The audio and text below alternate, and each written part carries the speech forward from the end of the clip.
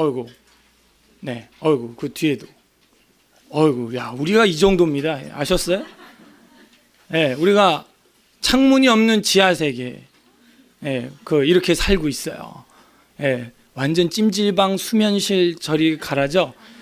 네, 여러분 속으로 지금 계속 간절히 막 뭔가 원하고 있지 않아요? 뭔가 소원이 막 올라오고 있죠. 자, 이러고 한 20분 있으면 어떻게 막 화가 올라올 것 같죠. 예, 이러고 있을 때는요, 요 정도만 돼도 여러분이 살만할 겁니다. 그죠? 예, 요 정도만 돼도, 야, 우리가 이런 지하 세계에 살고 있구나. 여기 보면 전부 어디 예, 북한 지금 지하실에 이렇게 왔고 제가 이제 공안으로 얼굴 확인하면서 이렇게 하는 듯한 느낌 오지 않습니까? 예.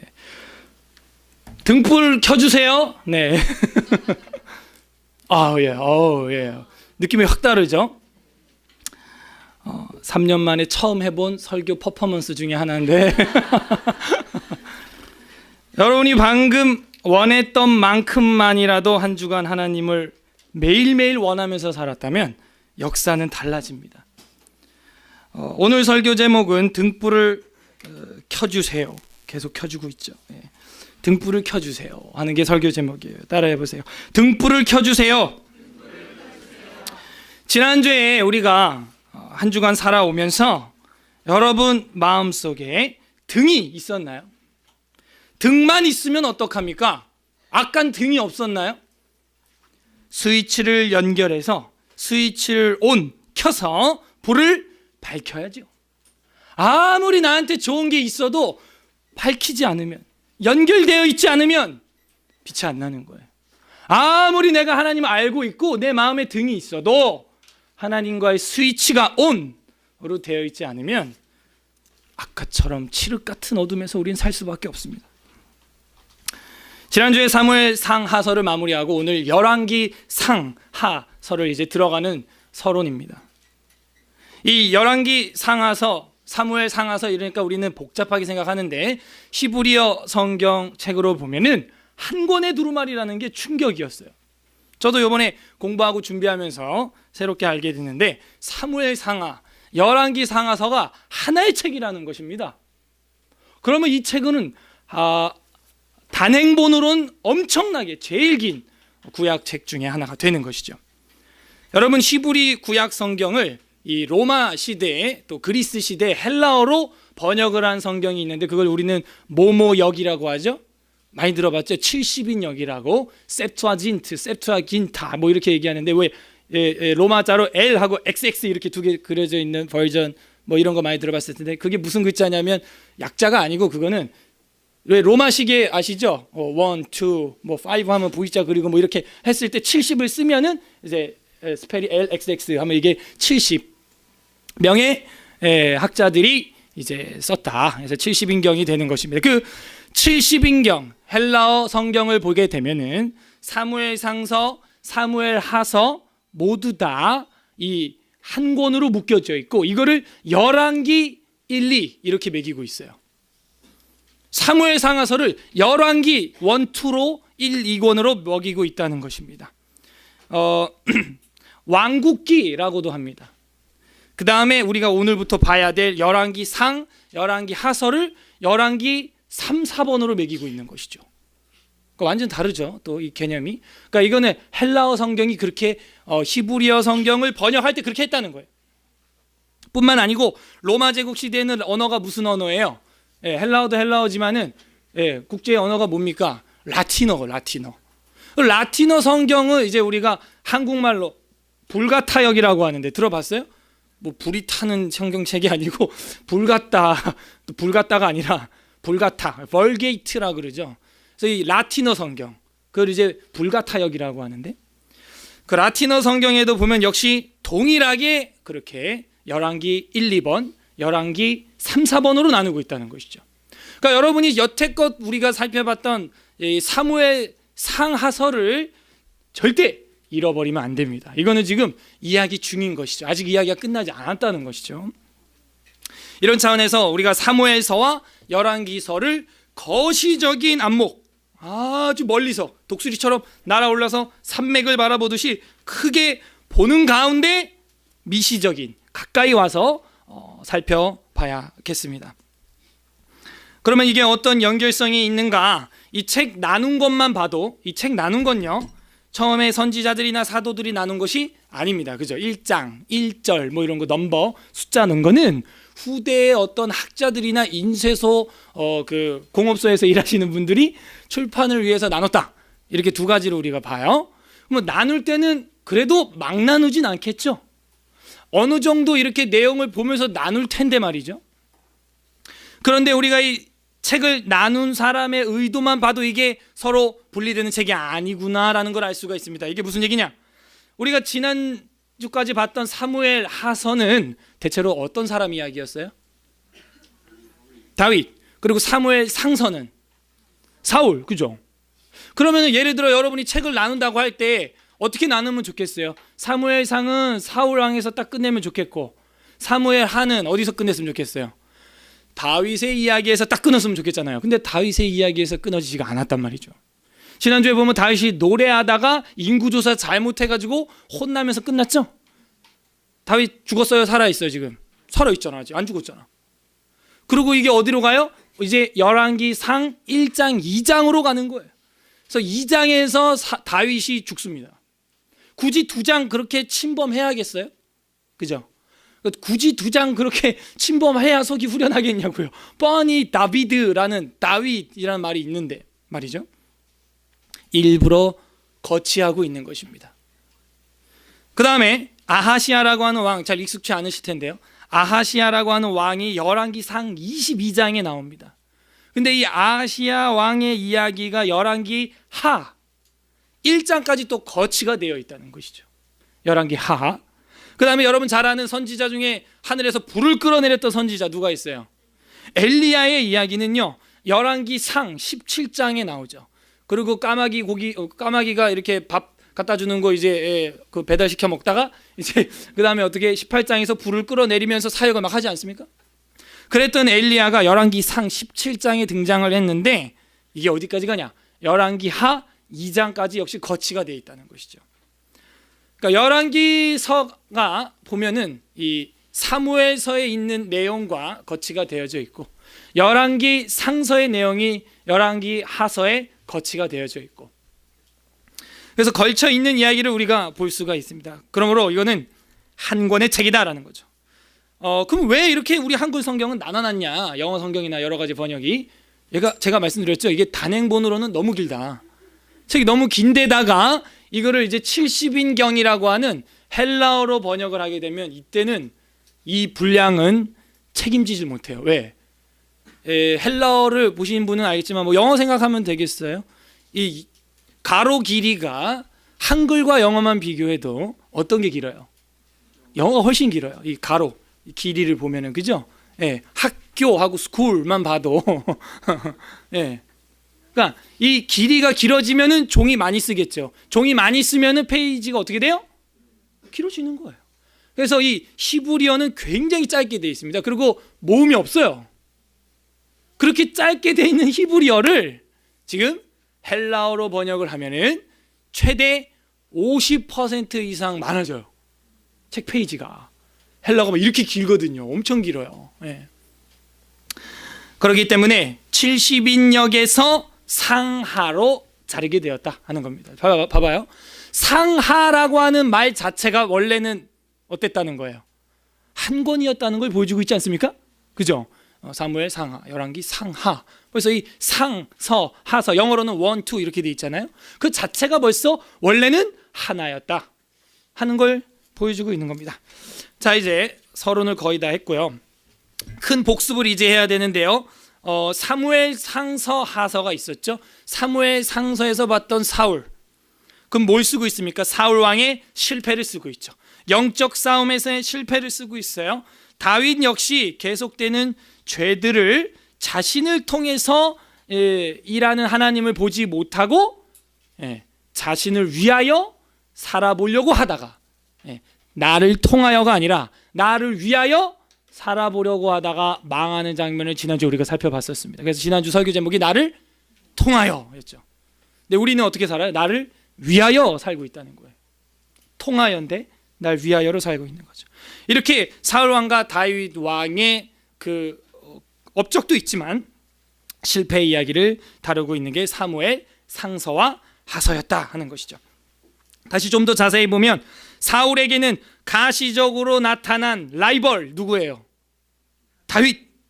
사울에게는 가시적으로 나타난 라이벌 다윗 때문에 자기 마음속으로 날아오는 마귀의 불화살을 막아내지 못하고 진정한 라이벌인 마귀에게 패하는 삶, 이게 사울이었다. 이게 사무엘상서 결론이죠.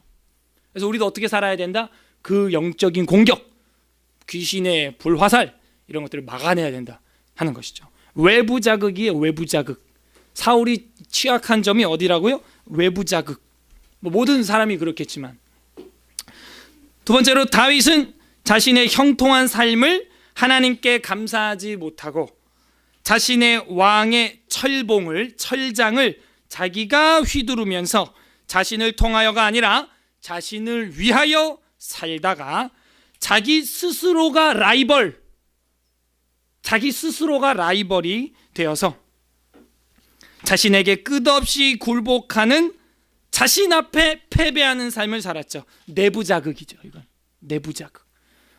다윗이랑 견줄 사람이 누가 있겠어요, 세상에. 그러니까 외부 자극은 골리앗도 때려 죽여요. 뭐냐? 내부 자극이 너무 셌던 거죠. 이것도 대적 원수의 작업이었다는 걸 우리가 성경을 통해서 봤죠. 밧세바 사건 때 보면은 대적 원수에게 비방거리를 주게 되었다. 이랬습니다. 내부 자극. 그래서 사울 왕과 다윗 왕은 둘 다 이렇게 외부 내부의 마귀의 공격에 의해 쓰러집니다. 이것이 무엇을 보여줍니까? 이스라엘은 그 존재와 삶 자체가 오직 여호와 한 분에게만 달려있지 인간에게 달려있는 게 아니라는 거예요. 진정한 왕이신 하나님께 달려있지 인간 왕에게 달려있는 게 아니라는 걸 보여주고 있습니다. 이스라엘의 삶 가운데 간섭하시는 여호와의 주권, 이걸 보라는 거예요. 그래서 제가 사무엘서 서론할 때 했는데 서론 사무엘상 1장 전에 서론할 때 했는데 사무엘서에서 주로 얘기하는 게 크게 두 가지라 그랬죠. 첫 번째 뭐라 그랬어요? 하나님의 왕권과 주권. 그 다음 두 번째 뭐라 그랬어요? 제사장의 역할. 그거라 그랬잖아요. 그거 절대 놓치면 안 돼요. 왜? 지금 사무엘서하고 열왕기서가 달라요, 같아요? 같은 라인이기 때문에 그 사무엘서 했을 때 서론을 잊어버리면 안 됩니다. 그래서 이 사무엘서가 보여주는 것은 이스라엘의 존재와 삶은 오직 여호와 한 분에게만 달려있고 이스라엘의 삶 가운데 간섭하시는 여호와 하나님의 주권을 보라, 이걸 보여주고 있는 거죠. 그게 뭐라는 거예요? 이스라엘의 등불이라는 거예요. 등불. 이 뒤에 나오는 이제 사무엘서 뒤에 나오는 열왕기서는 이 언약 백성인 이스라엘이 언약의 주 앞에서 삶에 주어진 기회를 이용하여 어떤 역사를 만들어가는지를 쓰고 있는 거예요. 역사가가. 그게 열왕기서입니다. 다시 삶에 뭘 주고 있는 거예요? 하나님은 기회, 찬스, 기회를 주고 있는 거예요. 자, 이제 서술적인 서론은 끝났고요. 이제 책에 대한 걸 우리가 정말 이거 어디서 공부할 기회가 없거든요. 열왕기서는요, 신학자 박사님들도 뭐라 그러냐면 가장 연구가 안 된 책 중에 하나. 여러분, 열왕기 상하서, 우리로 하면은 조선 왕조실록, 삼국유사, 삼국사기, 집에 한 권씩은 있지만 읽어본 적은 없는 그런 책이기 때문에 신학자들도 사실 이 구약 성경 전체 중에서 가장 연구가 안 된 책이라고 말하는 게 바로 역사 이야기인 열왕기, 역대기입니다. 그래서 좀 우리가 할 수 있는 한 최대한 봐야 되는데, 기록 배경은 언제부터냐? 솔로몬 왕 때부터 유다 멸망 때까지입니다. 그래서 BC, 예수님 이전 비포 크라이스트를 BC라 그러죠. 971년 971년부터 BC 560년 정도까지. 왜 세월이 지나는데 연도가 줄어들죠? BC는 원래 줄어드는 거죠. 예수님께 시대에 다가올수록 연도수가 줄어드는 거니까 BC는 줄어들수록 최근의 이야기죠. 그래서 BC 971년부터 BC 560년까지 약 400년간의 스토리다, 이야기다 하는 겁니다. 이게 시대의 배경 기간이에요.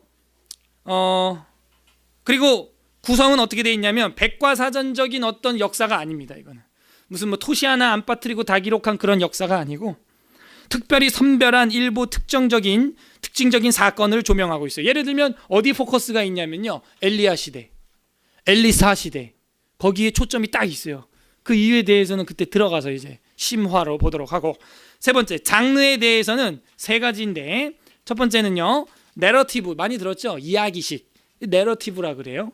이야기식이고요. 두 번째는 히스토리칼, 그래가지고 역사적이다, 굉장히 역사적이다. 그다음 세 번째는요 교훈서다 하는 거예요. 디다케라는 말에서 영어가 다이덱틱인가 뭐 그게 나왔죠. 다이덱틱인가 뭐 그게 나왔을 거예요. 디다케라는 말에서 그게 교훈이라는 말인데, 그래서 교훈서다 하는 거예요. 그래서 이야기식이고 역사적이고 교훈까지 있는, 그래서 이 열왕기서는 우리 삶의 교회 시대에 반드시 필요한 하나님의 계시의 말씀입니다. 내용은요, 열왕기의 저자는 남왕국 유다가 하나님의 진노를 받지 않는 이유를 한결같이 다윗 언약 때문이다 이렇게 쓰고 있는 거죠. 계속해서 용서해주고 또 죄짓고 용서해주고, 왜 자꾸 용서해주냐? 뭐 때문에? 다윗 언약. 다윗 언약 어디 나왔었어요? 사무엘상 아니죠, 사무엘하 7장에 나왔었죠. 그래서 이 언약은 이렇게 강력한 거예요. 그 다윗 언약 우리가 살펴볼 때 굉장히 중요하다 그랬는데, 그래서 이 다윗이랑 했던 언약 때문에 하나님이 내가 내 집을 내가 지을 거다, 그 언약 때문에 계속 용서해 주는 거예요. 왜 우리가 죄 지어도 계속 용서해 주시죠? 하나님이 용서를 빌면 용서를 해 줍니다. 하나님이. 왜 그래요? 십자가 언약 때문이죠. 다시 언약 정리해 볼까요? 빠르게. 에덴의 아담 언약, 그죠? 아담 언약. 그 다음 뭐예요? 노아 언약, 무지개 언약 있죠? 그 다음 뭐예요? 아브라함 언약 있죠? 그 다음 뭐예요? 여기까지가 우리 한계인가요? 이러면 이제 우린 언약 없이 사는 거예요. 이제 아직 우리까지 올라 멀었는데. 네, 아브라함 언약. 그 다음 뭐예요? 시내산 언약. 너무 중요하잖아요. 출애굽기 19장 5절 6절 세계가 다 내게 속하였나니 너희가 내 말을 잘 들으면 내 소유가 되겠고 내게 대하여 제사장 나라가 되리라 했던 시내산 언약. 그 다음 다윗 언약. 다윗 언약. 이제 앞으로 봅시다. 그 다음 다윗 언약. 다음 뭐 솔로몬 언약도 있지만 그게 다윗 언약이에요. 다윗 언약. 그 다음 뭐예요? 새 언약이라고 이제 예레미야서 에스겔서에 나오죠. 새 영, 새 마음. 이제는 돌비에 새기지 않고 너희 마음에, 믿음에. 그게 이제 어떻게 돼요? 복음으로 오면서 예수 그리스도의 십자가의 언약. 그리고 더 나아가도 있어요. 뭐예요? 십자가 언약 다음은 뭐예요? 뭐 성령의 언약도 있지만 이제 우리가 바라보는 건 뭡니까? 새 하늘과 새 땅에 대한, 새 예루살렘에 대한 언약. 영생의 언약이 있는 것이죠. 영생의 언약. 그래서 이 열왕기서의 내용은 뭐냐면, 왜 하나님이 용서해 주느냐? 다윗 언약 때문이다 라고 말하고 있습니다. 두 번째, 북이스라엘의 경우에는요, 그러니까 남유다의 같은 경우는 다윗 언약 때문에 용서해 준다 그러고, 북이스라엘, 북쪽 나라의 같은 경우는 아브라함과 이삭과 야곱의 조상이 하나님과 언약했기 때문이다. 그래서 그 조상들과의 언약 이렇게 다루고 있어요. 다시 말하면 이스라엘은 다윗 언약과 선조들과의 언약 때문에 하나님의 은혜와 보호를 받았던 것이다 하는 것이죠. 그들이 잘나서, 우리가 잘해서가 아니에요. 그 언약 때문에 보호를 받았다 하는 겁니다. 자, 그러면 이제 열왕기서를 기록한 그 목적, 그 주제, 그건 무엇이냐? 이게 제일 어렵다는 거예요, 사실은. 성경 66권 중에서 학자들이 가장 연구가 안 된 책 중에 하나로 뽑히는 책이기 때문에 뭐가 주제고 중심 목적인지 찾아내기란 쉽지가 않다 하는 건데요. 일단은 남북 왕조의 업적과 실패를 쓰고 있습니다. 공과를 쓰고 있는 것이죠. 잘한 것과 잘못한 것을 쓰고 있는 게 이 열왕기서이다 하는 것입니다. 두 번째, 이 역대기하고 이 뒤에는 또 이제 무시무시한 역대기가 여러분을 기다리고 있습니다. 기대되시죠? 열왕기서 다음에 있는 역대기서랑 비교를 해보면 이 열왕기서와 역대기서의 차이를 보면서 열왕기서의 주제를 뽑아낼 수가 있는데요. 열왕기서는 하나님의 공의, 정의 이거를 쓰고 있어요. 그래서 조금도 양보 없이 잘못한 거 잘못했다 팍 다 쓰고 있습니다. 그게 열왕기의 사가의 그 정신입니다. 역사가의 정신이에요. 빼거나 뭐 이런 거 안 해요. 있는 그대로 다 써버리는 거예요. 그 다음에 하나님의 그 공의를 쓰고 있는 게 열왕기서고, 역대기서는 뭐냐? 하나님의 사랑, 하나님의 용서, 회복, 치료, 그걸 쓰고 있는 게 역대기예요. 역대상, 역대하 이런 거 차이가 있죠. 열왕기서는 하나님의 공의, 정의, 그 다음에 재판, 그 다음에 역대기서는 하나님의 사랑, 용서, 회복, 자비하심. 그래서 동전의 양면의 역사를 보여주고 있는 게 열왕기서와 역대기서가 된다 하는 것입니다. 근데 이것도 정확하게 뭐 무자르듯이 그렇게 할 수는 없는 것이, 이 열왕기 상하서에도 이 패역한 왕들이 회개를 하면 용서해 주시는 그런 하나님의 모습이 나와요, 심지어. 그래서 이게 무조건 뭐 꼭 칼로 무자르듯이 그렇게 딱 나눠지냐라고 할 수만은 없습니다. 그 다음에 이 책의 특징은 뭐냐면요, 끊임없이 죄를 짓는 이스라엘이 진심으로 회개할 때는 다 용서를 해준다는 거예요, 하나님이. 심지어 여러분 알고 있는 악한 왕 아합, 이세벨, 독한 여자죠. 이런 사람들이 회개를 해도 받아줘요, 하나님이. 용서해줘요. 이렇게 부패하고 타락한 왕들이 하나님 앞에 엎드릴 때마다 용서해 주시는 하나님의 모습, 구원하시는 하나님의 모습, 굉장히 인상적입니다. 그 다음 이제 8번째가 될 텐데, 구조를 보게 되면은 어떻게 흘러가냐, 내용이 다윗의 통일 왕국, 다윗의 천하 통일 거의 비슷한 엄청난 넓은, 심지어 이집트까지 통치하는 솔로몬의 그 모습을 우리가 보게 될 겁니다. 그런 찬란한 솔로몬의 영광을 우리가 보게 됩니다. 여러분, 역사에 있어서 이집트 파라오가 자기 공주를 이방 나라한테 이렇게 며느리로 준 일이 없어요. 대제국에서도 그런 일이 안 일어나세요. 여러분, 신구약 중간사 기억나요 혹시? 페르시아 시대에도 캄비세스가 달라 그러니까 줘요, 안 줘요? 안 주는. 그래서 이 이집트는요, 아주 고대 오래된 강대국이기 때문에 자존심이 엄청 센 나라라 자기 공주를 이방 나라에 이렇게 며느리로 이렇게 주는 일이 없는데, 딱 하나 나오는 게 바로 솔로몬한테 주는 장면이 열왕기상 3장에 나옵니다. 대단한 거예요. 이건 뭐 엄청난 지도력과 덕망과 통치력이 있었다. 그래서 그런 찬란한 솔로몬의 궁전, 찬란한 여호와 하나님의 성전, 찬란한 통치, 찬란한 왕조로 시작을 했는데, 그 성전이 처참하게 회파되는 이런 이야기로 끝나요. 이게 열왕기의 전체적인 흐름의 구조입니다. 그럼 여러분 또 이제 정확히 어디서 어디까지 누구 내용인지 궁금할 수가 있는데요, 나중에 하겠지만요, 1장부터 11장까지는 솔로몬 통치입니다.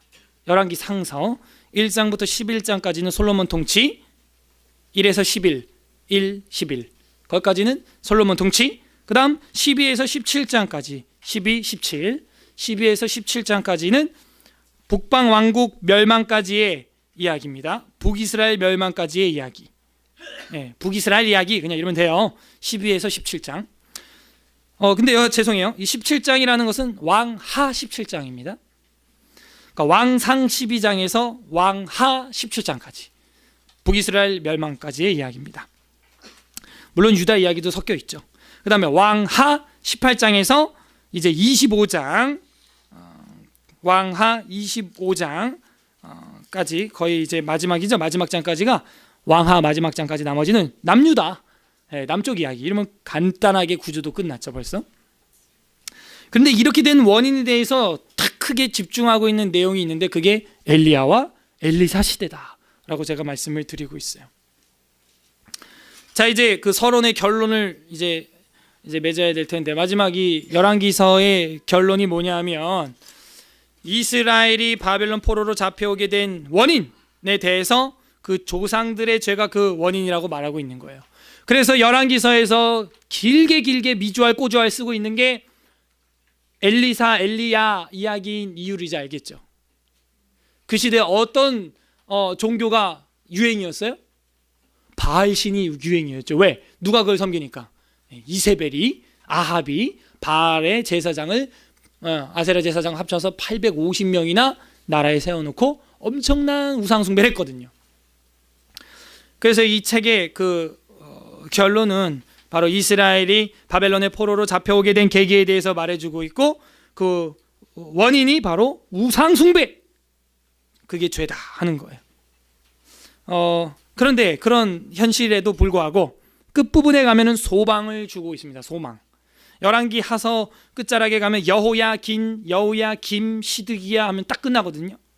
근데 여호야긴이 바벨론의 포로로 잡혀갔다가 37년 만에 풀려나서 남은 여생을 편안하게 살았더라, 뭐 이런 내용이 있어요. 열왕기 하 끝자락에 가면요. 이런 것만 봐도 진노 중에도 하나님이 어떻게 하신다? 회개하면 용서해 주시는구나. 진노 중에도 하나님이 그 어둡고 캄캄한 밤에도 찾으면 등불 켜주시는구나 하는 걸 볼 수가 있어요. 그래서 그런 이야기가 이제 결론으로 나오면서 비록 70년 바벨론 포로를 가지만 하나님의 손길이 그들과 함께하며 회복된다, 될 수 있다 하는 걸 보여주고 있는 것입니다. 그래서 오늘 오전에는요, 이 열왕기서 이렇게 서론을 이제 하고 오후에 열왕기 1장을 이제 살펴볼 건데요. 이제 정말 중요한 서론이라고 제가 생각하는 부분들은 다 설명해 드렸고, 이제 성경을 봐야겠죠. 오늘 읽었던 본문을 중심으로 해서 사무엘 상하서, 열왕기 상하서, 심지어 신약 성경까지 이 어마어마하게 긴 단행본의 역사가 말하려는 것이 과연 무엇이냐, 이제 이거를 보면 되겠습니다. 우리가 읽었던 열왕기하 8장 19절은 결론에 해당하는 부분이에요. 사실은 역사의 결론이고, 오늘 읽었던 본문은 그러니까 그건 나중에 이제 살펴볼 것이고요. 어디부터 봐야 되느냐? 사무엘상, 이제 좀 많이 찾을 겁니다. 잠도 깰 겸 열심히 찾아보세요. 사무엘상, 왜? 사무엘상이랑 열왕기서랑 같은 내용이라 그래요. 흐름이라 그랬잖아요. 그러니까 이게 다 통한다니까요. 다시 가는 거예요. 사무엘상 3장 3절 펼치세요. 사무엘상 3장 3절. 이제 밑줄 치라는 걸 치시면 되겠습니다. 우리 사무엘상 3장 3절 다 같이 한번 읽어보겠습니다. 시작. 하나님의 등불은 아직 꺼지지 아니하였으며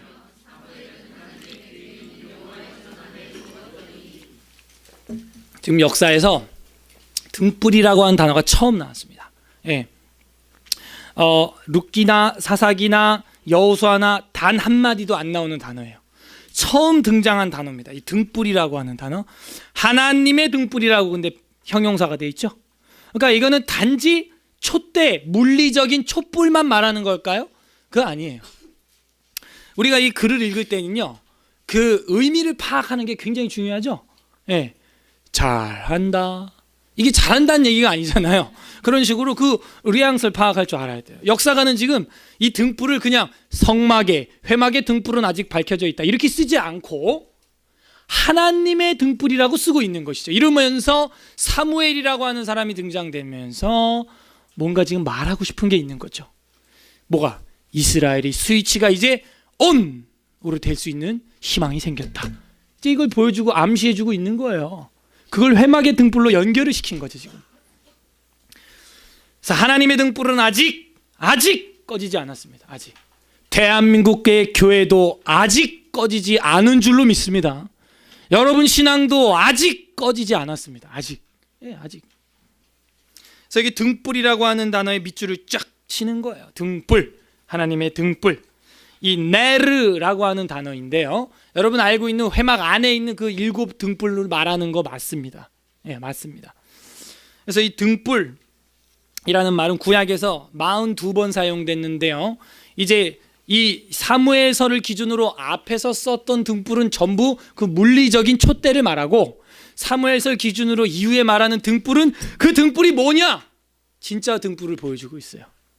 그 등불은 아까도 말했지만 바로 하나님이라는, 이스라엘의 역사는 인간 왕이 아니라 여호와 하나님이 주권자시고 여호와 하나님이 생사복을 주관하신다, 이거를 깨닫는 데 있는 게 역사의 지금 목적이고 교훈이거든요. 그래서 그 등불의 용례가 그렇게 다르구나 하는 걸 여러분이 아셔야 돼요. 자, 하나 더 봅니다. 넘어가서 사무엘 하로 껑충, 끝이죠, 끝. 예, 지금은 3장이었는데 사무엘 상서 3장이었는데 사무엘 하서 21장, 이거 지난주에 봤는데요, 지지난주에 봤는데요, 21장 17절, 여기 밑줄 쳐 있죠? 예, 안 쳐 있으면 결석하신 분들.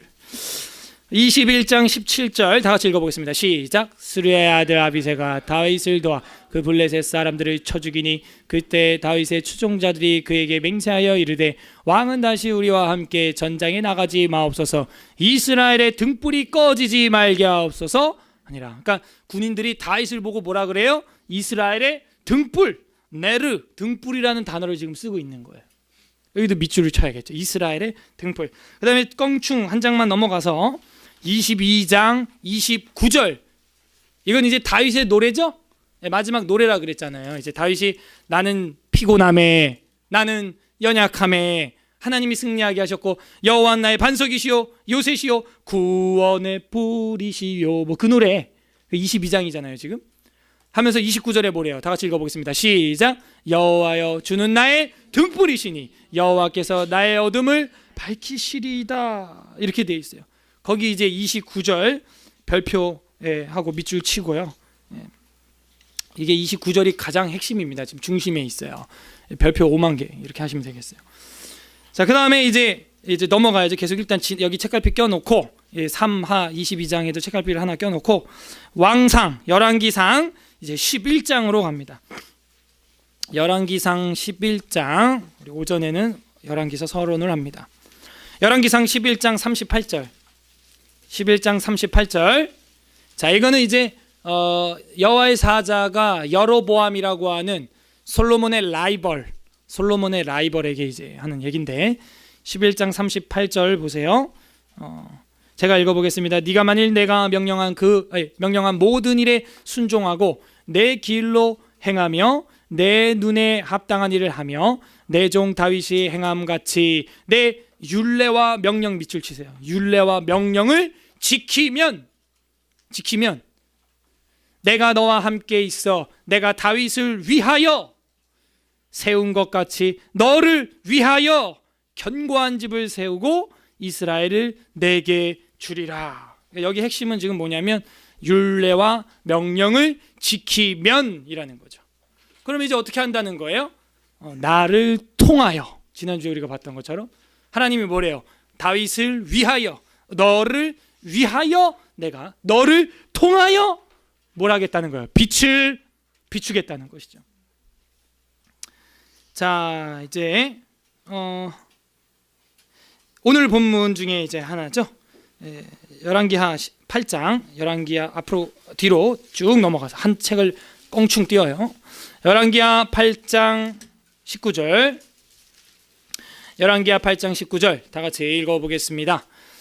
우리 아까 읽었던 건데요, 오늘 본문이죠. 열왕기하 8장 19절 시작. 여호와께서 그의 종 다윗을 위하여 유다 멸하기를 즐겨하지 아니하셨으니 이는 그와 그의 자손에게 항상 등불을 주시겠다고 말씀하셨음이었더라.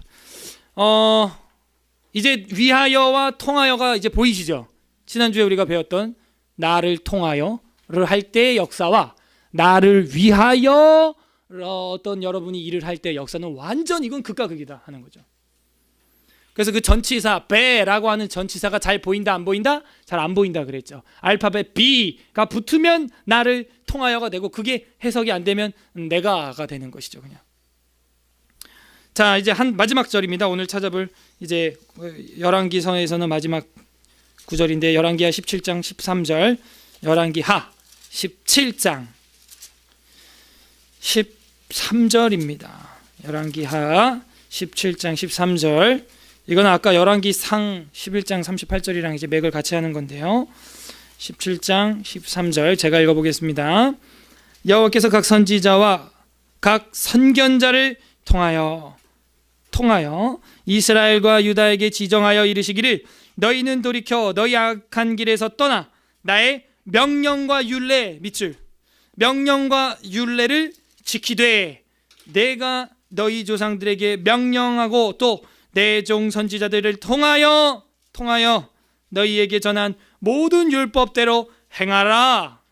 이제 맥이 딱 잡힐 거예요. 아까 사무엘 3장부터 우리가 지금 열왕기하 17장까지 지금 이렇게 중요한 구절들을 제가 나름대로 이제 뽑아가지고 살펴봤습니다. 지금 말해주고 있는 게 뭐예요? 하나님의 등불이죠. 그 하나님의 등불은 뭐라고 이야기를 하고 있습니까? 그 하나님의 등불은 바로 여호와 하나님이 등불이라고 말하고 있는 거예요. 방금 읽었던 왕하 17장 13절에도 보면요, 열왕들, 즉 하나님의 세운 왕들의 역할이 뭐냐? 바로 등불이었다는 거예요. 그 등불. 왕들이 하는 역할은 등불이었고, 전력 공급을 누가 한다는 거예요? 하나님이 한다는 거예요. 전력 공급을 해서 불을 밝힐 수 있는 힘을 공급하는 발전소가 하나님이라는 것이죠. 그 스위치가 뭐예요? 지금 보니까 명령과 율례를 지키는 거예요.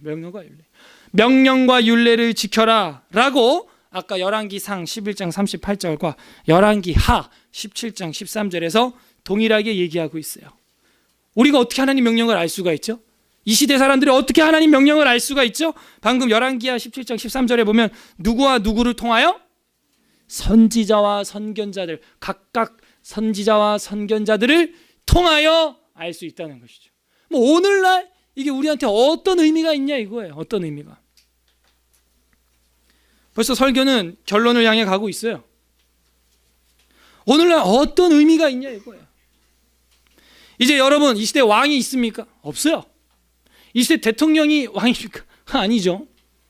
이제는 누가 그 왕 같은 등불의 역할, 스위치를 켜는 역할을 이제 누가 할 거냐 이거예요. 우리 베드로전서 이제 신약으로 넘어가겠습니다. 베드로전서 2장 9절이에요. 베드로전서 2장 9절. 오늘 많이 찾아봐야 됩니다. 서론이기 때문에 거시적인 안목. 이래야 이제 다음 주 이제 오후부터 1장 들어갈 때 미시적인 안목이 정확성이 올라갑니다. 베드로전서 2장 9절 다 같이 읽어보겠습니다. 잘하는 거예요. 외우기도 할 겁니다. 시작. 그러나 너희는 택하신 족속이요 왕같은 제사장들이요 거룩한 나라요 그의 소유된 백성이니 이는 너희를 어두운 데서 불러내어 그의 기이한 빛에 들어가게 하신 이의 아름다운 덕을 선포하게 하려 하심이라. 어두운 데서 불러내어. 오늘 아까 설교 전 굉장히 어두웠죠. 그보다 더 어두웠습니다. 누가? 내가. 이제 그래서 우리가 어떻게 됐대요? 왕 같은 제사장이 되었다는 거예요. 자, 다 같이 한번 이제 스스로의 정체성을 확인해 봐야겠습니다. 다 같이 한번 따라 하시죠. 나는 왕 같은 제사장이다. 왕 같은 제사장. 이제 이 신약 시대 등불의 역할을 누가 해야겠습니까? 바로 우리예요. 다윗의 용사들이 다윗을 향하여 그대는 이스라엘의 등불이니 전쟁터에 나가지 마세요. 당신이 죽으면 우리나라의 등불이 꺼집니다. 했던 것처럼 이제는 우리가, 여러분이 이 대한민국의 등불입니다. 이거는 대선지자 엘리야나 엘리사를 통해서도 확인이 되는데요. 엘리야가 승천할 때 뭐라 그럽니까? 엘리사가 내 아버지여, 내 아버지여, 이스라엘의 병거와 마병이여. 이제 여러분이 이 세상을 떠날 때 여러분 믿음의 후손들이 그런 말을 해야 돼요. 사실은 내 아버지여, 내 어머니여, 대한민국의 병거와 마병이여. 떠나시는구나, 가시는구나. 하나님의 사람이 등불을 켜는 스위치 역할을 할 수 있기 때문이죠. 이 등불이 잘 안 켜졌어요. 구약시대. 그죠? 막 이게 막 껌뻑껌뻑 막 이런 전등. 더 짜증나죠. 가만히 끌랑 끄고 킬랑 키지 막 껌뻑껌뻑 이러니까 막 이방 사람들도 막 헷갈리는 거야. 막 헷갈려. 그래서 빛이 우리 발에 등불이 됐을 땐 어떤 일이 일어나느냐. 그 빛은 그러면 구체적으로 실천적으로 뭘 의미하느냐. 그냥 피상적으로 빛 등 이러지 말고 뭐가 등이라는 거예요. 이제 성경 구절 네 군데를 찾으면 오늘 설교는 끝날 겁니다. 좀 빨리 끝나겠죠. 그리고 이제 중요한 핵심, 아까 우리가 읽었던 3하 22장 29절 한번 읽고 이제 기도할 건데요. 시편 119편 105절 여러분 잘 아는 건데요. 구체적으로 그 등불이 뭐냐, 물리적으로 등불이 뭐냐 우리한테 있어서 시편 119편 잘 아는 겁니다. 105절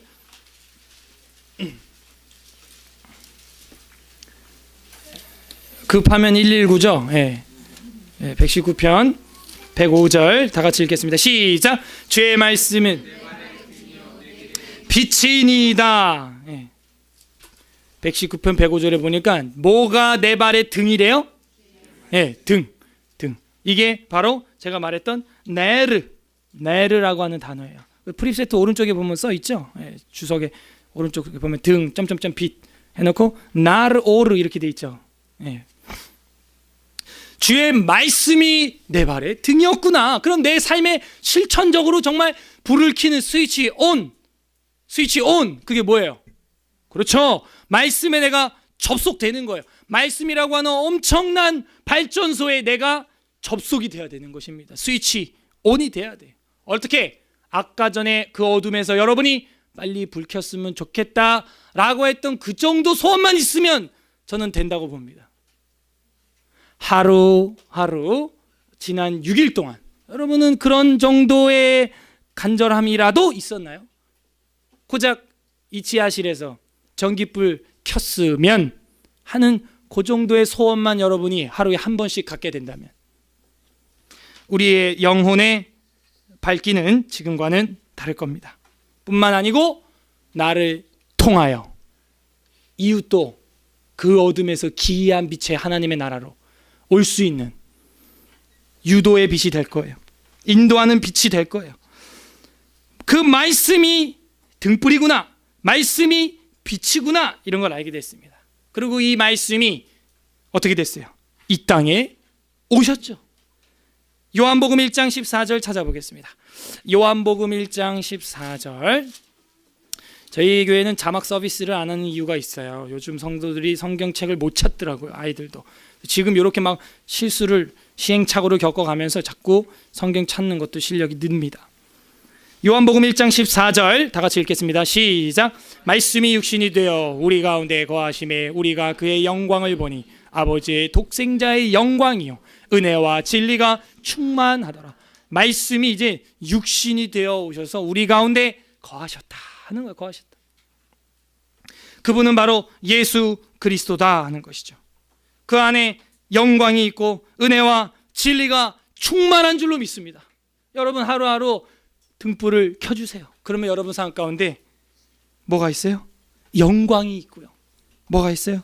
은혜와 진리가 충만해지는 것입니다. 세 번째로 그 말씀이 육신이 되어 오신 분이 예수님이라는데 그럼 예수님이 정말 등불이고 빛이냐? 그렇죠. 8장 요한복음 같은 책 8장 12절 다 같이 읽어보겠습니다. 8장 12절 시작. 예수께서 또 말씀하여 이르시되 나는 세상의 빛이니 나를 따르는 자는 어둠에 다니지 아니하고 생명의 빛을 얻으리라. 아멘. 우리는 근데 그런 어둠에 살면서도 불편함을 못 느껴요. 그럼 이건 굉장히 심각한 겁니다. 내가 지금 죽어 있거나 자고 있거나 넘어져 있거나 지금 전혀 미동하지 않는 거예요. 우리가 아까 불을 껐을 때 정도의 불편함도 없다는 것이죠. 내 영혼에. 그래서 예수님께서 세상에 빛이시고 그 예수님의 말씀을 따라가는 자는 어둠에 다니지 아니하고 생명의 빛을 얻을 것이다 하는 거예요. 아까도 봤지만 우리가 불 끄니까 제가 보이나요? 저도 여러분 얼굴 자체가 안 보이더라고요. 이 지하실이라서 아주 교육하기 딱 좋아, 그죠?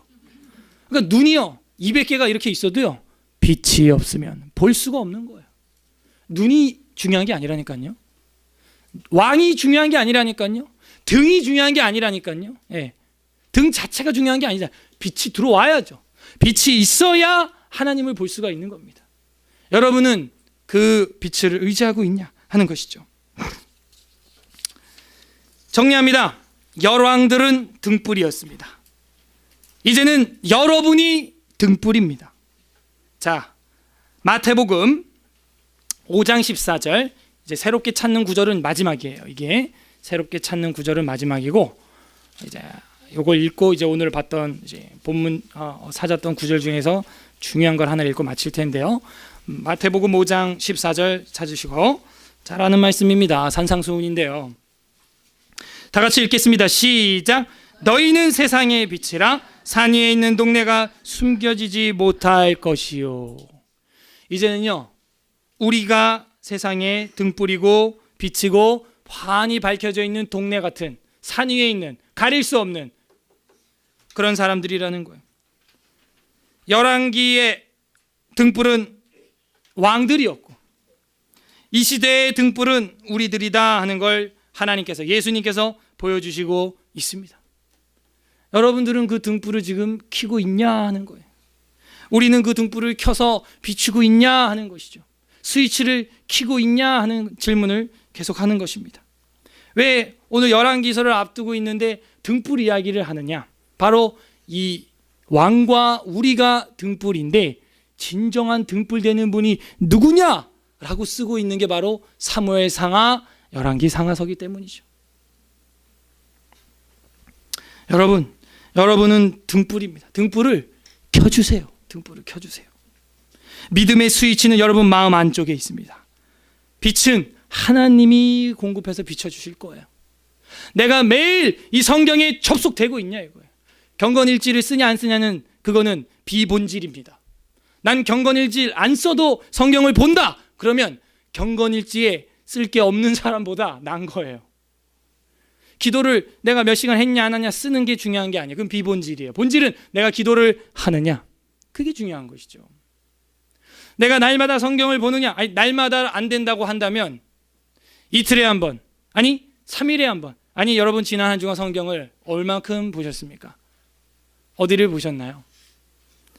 내 마음에 등은 있는데 불은 지금 켜져 있나요? 여러분 등불을 켜주세요. 아까 여러분이 그렇게 이 예배당에 불이 켜졌으면 좋겠다라고 먹었던 그 정도 마음이라도 내일부터는, 아니 오늘 집에 가서라도 등불을 켜주세요. 성령의 감동하심으로 성경이 기록됐고 성령의 조명하심으로 성경이 깨달아질 겁니다. 그리고 성령의 충만하심으로 이제는 그 성경을, 그 빛을 여러분이 이젠 전하게 될 거예요. 자, 마지막 구절입니다. 사무엘하 22장 29절 다윗의 마지막 마지막은 아니지만 다윗의 거의 끝자락, 인생에 이제 들어가 있는 초창기의 노래인데요. 다윗에게는 사무엘하 22장 29절 이게 핵심이에요. 이게 아까 우리가 봤어요. 사무엘하 22장 29절 우리 다 같이 읽도록 하겠습니다. 시작. 여호와여 주는 나의 등불이시니 여호와께서 나의 어둠을 밝히시리이다. 예, 이거 보세요. 여호와여 주는 나의 등불이시니, 나의 등불이시니. 누가? 여호와께서 나의 어둠을 밝힐 거라는 거예요. 내가 밝히는 게 아니에요. 우리가 성경을 보면 성령의 조명하심으로 우리 마음이 뜨거워진다는. 여호와께서, 우리가 하는 게 아니니까 걱정 마시고 우리는 스위치만 켜면 돼요. 전기는 알아서 공급할 거니까 걱정 마시고. 여호와께서 나의 어둠을 밝히시리이다.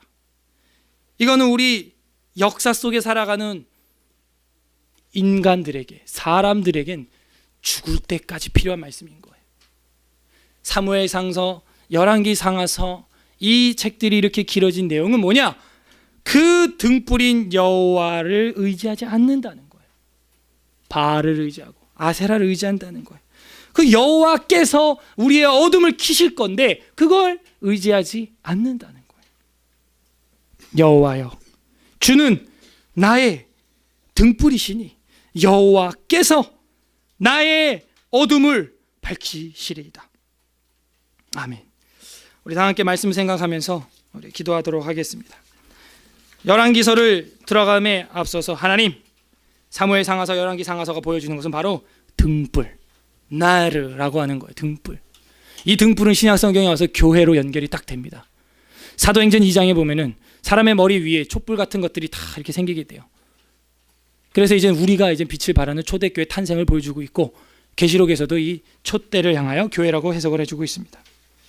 이 시간 우리가 말씀을 생각하면서 기도할 때, 하나님, 우리가 하나님 등불됨을 떠나 전력 공급하는 발전소와 같은 하나님에게로부터 떨어져 어둠 가운데서 한 주간 살았던 것을 회개합니다. 용서하여 주시옵소서. 불이 꺼져 있고 어둠에도 불구하고 불편함을 못 느끼고 내 마음대로 살았던 것들 용서하여 주시옵소서. 우리 육신의 어두움은 잠깐도 견디기 어색한데 내 영혼의 어두움은 하루 이틀 3일 6일 동안도 잘 살아왔습니다. 하나님 용서하여 주시옵소서. 그렇게 회개하시고요. 두 번째, 하나님 이제는 우리를 등불 삼아 주셨고 우리를 왕 같은 제사장 삼아 주셨으니 이제는 우리가 등불 역할 톡톡히 감당하는 하나님의 사람 되게 해주시고 내 발등만 비추는 게 아니라 내 앞뒤 좌우에 있는 가족들과 이웃들도 생명의 길로 생명의 탈출구로 인도함 받을 수 있도록 등불 역할 감당하는 제사장 되게 해주시옵소서. 세 번째로 그 등불은 내가 아니라 하나님입니다. 하나님 우리의 등불 되어주시고 하나님께서 나의 어둠을 켜주시고 밝혀주시옵소서. 이거를 잊지 말아서 나를 위하여가 아니라 내가가 아니라 나를 통하여 하나님 역사해 주시옵소서. 그리고 끝으로 열왕기서를 보면서 하나님의 뜻을 학자같이 잘 깨닫고 우리 삶에 적용하는 우리 서울예술학교의 모든 교우들 될 수 있도록 여러분 기도해 주시길 바랍니다. 우리 삶의 회개와 우리가 이제는 왕같은 제사장으로서의 등불 역할, 세상의 등불로서 역할과 그 진정한 등불은 하나님이라는 것, 하나님께서 나의 어둠을 밝혀주시옵소서 기도하고 우리 다 함께 기도한 다음에 제가 기도하도록 하겠습니다. 말씀을 생각하면서 다 같이 기도하겠습니다. 하나님 아버지 감사드립니다. 우리가 어둠 속에 견디지 못하고